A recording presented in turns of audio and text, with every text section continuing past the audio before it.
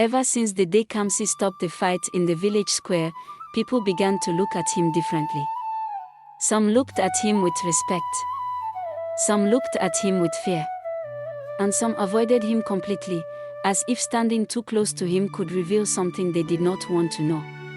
Kamsi himself did not feel proud. Instead, he felt more confused than ever.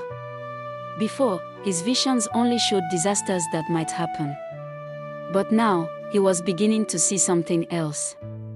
He was seeing the small moments that could lead to those disasters. A word spoken in anger. A decision made without thinking. A choice that seemed small, but could change everything. And the more he saw, the more he began to wonder if the future he feared was not coming by accident. Maybe, the village was walking toward it without knowing. That evening, Kamsi sat quietly outside his father's hut, staring at the ground, lost in thought. His father noticed the silence. "You have not spoken since morning," he said. Kamsi did not look up. "It feels like every time I see the future, it changes something inside me," Kamsi replied. His father sat beside him. "Does the fire still come in your visions?" Kamsi hesitated. "Yes, but now I see what happens before it." His father frowned. "What do you mean?" Kamsi finally looked at him and said, "I think the fire is not the beginning. It is the end of many wrong choices." His father did not answer. But his face showed that the words had troubled him. And they were not the only ones troubled. Someone else had been listening. That same night, the elders called a meeting. Not in the open square where everyone could see, but inside the oldest hut in the village, where only serious matters were discussed. The stranger was there. He stood quietly while the elders spoke among themselves. One of them finally turned to him. "You came to this village without warning," the elder said. "And since the day you arrived, strange things have not stopped happening." The stranger did not seem surprised. "Strange things were already happening before I came," he replied calmly. Another elder leaned forward. "Then tell us the truth. Did you come because of the boy?" The stranger was silent for a moment. Then he nodded. "Yes." The hut became quiet. One of the elders spoke in a low voice. "We feared this day would come again."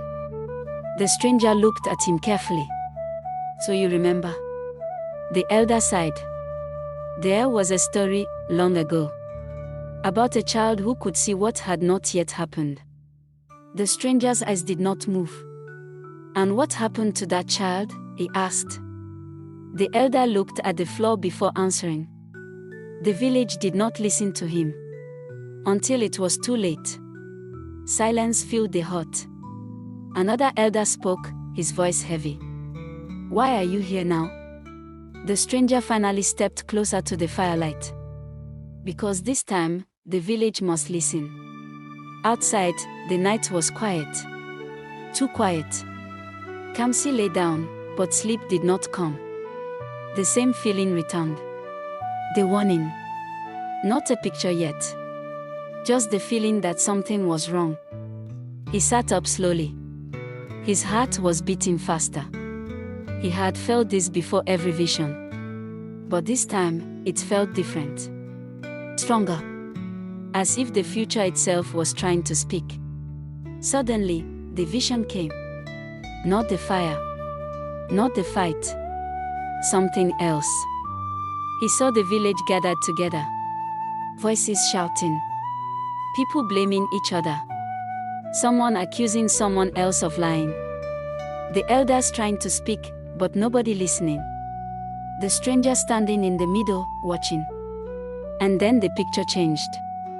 The same confusion. The same shouting. But this time, the sky was dark with smoke. The fire again. Closer than before. Kamsi gasped and opened his eyes. His whole body was shaking. He stood up and ran outside without thinking. And as he stepped into the night, he saw the stranger already standing there. As if he had been waiting. Kamsi stopped when he saw him. "You knew I would come out?" Kamsi said quietly. The stranger nodded. "You saw another future." Kamsi stared at him. "How do you know what I see?" The stranger did not answer immediately. Instead, he looked toward the village, then back at Kamsi. "Because I have seen this gift before." Kamsi felt his chest tighten and asked, "What gift?" The stranger stepped closer. "The gift that shows what people do not want to see. Until it is too late." Kamsi swallowed. "Then tell me, why do I keep seeing the village burning?" The stranger's face became serious. "Because the future you see is not one moment. It is the end of many moments." Kamsi's voice trembled and asked again, "Can it be stopped?" The stranger looked directly into his eyes. "Yes." Kamsi's heart jumped. "How?" The stranger spoke slowly. "By changing the choices that lead to it." Kamsi was silent. The stranger continued. "That is why I came to this village." Kamsi felt the cold feeling again. "You came for me?" The stranger nodded. "I came to see if the boy with the gift would be strong enough to make the village listen before the last vision becomes real." Kamsi stood there long after the stranger left. His mind was full of questions. The fire he kept seeing was not just a disaster. It was a warning. A warning that could still be changed. But only if the right choices were made. And for the first time, Kamsi understood something that made him afraid. The future did not depend only on his visions. It depended on whether the village would believe him. He looked at the dark sky above the huts. The wind moved slowly through the trees. Everything looked peaceful. But inside his heart, the warning was still there. Because he knew something the others did not know. The next vision would decide everything. Alright, beloved people. What do you suggest for Kamsi to do at this point? Tell us in the comment section. And once again, please don't forget to like, share and most importantly, press the subscribe button for you to get notified once the next episode drops.